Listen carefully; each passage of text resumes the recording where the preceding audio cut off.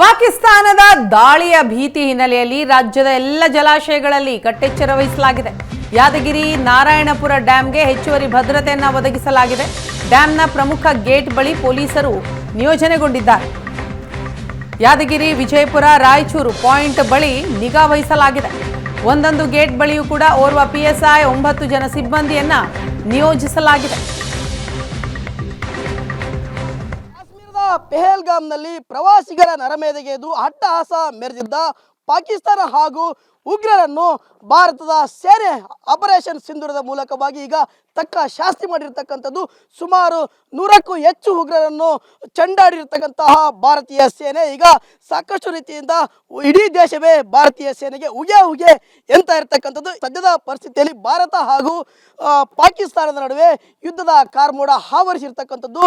ದೇಶದ ಎಲ್ಲ ಗಡಿ ರಾಜ್ಯಗಳಲ್ಲಿ ಹೈ ಅಲರ್ಟ್ ಅನ್ನು ಕೂಡ ಘೋಷಣೆ ಮಾಡಿರುವ ಒಂದು ಕಡೆ ಆದರೆ, ಇನ್ನೊಂದು ಕಡೆ ಏನು ಕರ್ನಾಟಕದ ಪ್ರಮುಖ 17 ಆಣೆಕಟ್ಟುಗಳಲ್ಲಿ ಏನು ಸೂಕ್ತವಾಗಿರ್ತಕ್ಕಂಥ ಭದ್ರತೆ ವ್ಯವಸ್ಥೆಯನ್ನು ಮಾಡಬೇಕೆಂಬ ನಿಟ್ಟಿನಲ್ಲಿ ಇವತ್ತು ಏನು ಜಲಸಂಪನ್ಮೂಲ ಇಲಾಖೆ ಇಡೀ ರಾಜ್ಯಾದ್ಯಂತ ಆದೇಶವನ್ನು ಹೊರಡಿಸಿರ್ತಕ್ಕಂಥದ್ದು.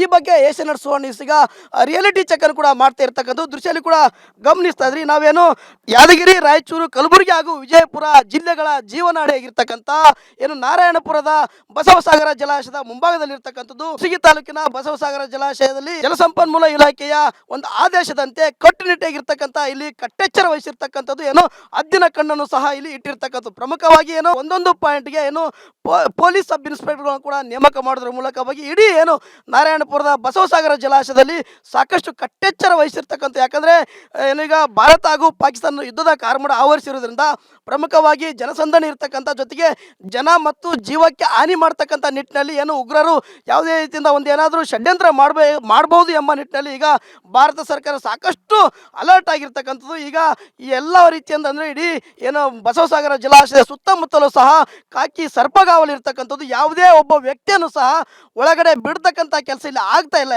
ಸೂಕ್ತವಾಗಿರ್ತಕ್ಕಂಥ ಭದ್ರತಾ ದೃಷ್ಟಿಯಿಂದ ಯಾವೆಲ್ಲ ರೀತಿಯಿಂದ ಆದೇಶ ಬಂದಿದೆ ನಿಮಗೆ? ಇಲ್ಲಿ ಯಾವ ರೀತಿ ವ್ಯವಸ್ಥೆ ಇದೆ ಸರ್? ಈಗ ಇಂಥ ಪರಿಸ್ಥಿತಿಯಲ್ಲಿ ಮೇಲಾಧಿಕಾರಿಗಳಿಂದ ಸರ್ಕಾರದಿಂದ ನಮಗೆ ಆದೇಶ ಬಂದಿದೆ. ಏನು ಅಣೆಕಟ್ಟು ಸುರಕ್ಷತೆ ದೃಷ್ಟಿಯಿಂದ ಪೊಲೀಸ್ ಇಲಾಖೆಯೊಂದಿಗೆ ಸಹ ಬೆಳೆಸಿಕೊಂಡು ನಿಮ್ಗೆ ಅವಶ್ಯಕತೆ ಎಷ್ಟಿದೆ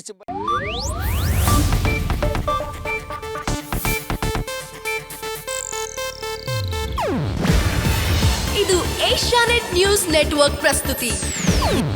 ನೀವು ನೋಡ್ತಿದ್ದೀರಾ ಏಷ್ಯಾನೆಟ್ ಸುವರ್ಣ ನ್ಯೂಸ್.